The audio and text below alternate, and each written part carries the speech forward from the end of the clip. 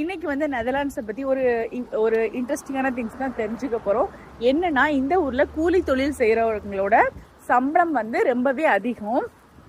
அது வந்து எப்படி கணக்கிடப்படுகிறதுனா, ஒரு மணி நேரத்துக்கு இவ்வளவு யூரோ அப்படின்னு சொல்லி தான் அந்த சம்பளத்தை கணக்கிடுறாங்க.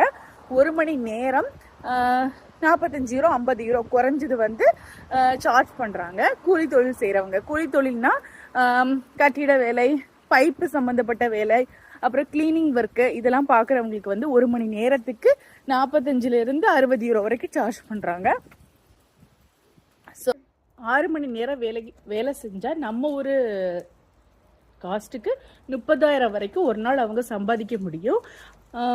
ஸோ இந்த ஊரோட கூலி தொழில் செய்கிறவங்களோட சம்பளம் வந்து இவ்வளோ அதிகமாக இருக்குது.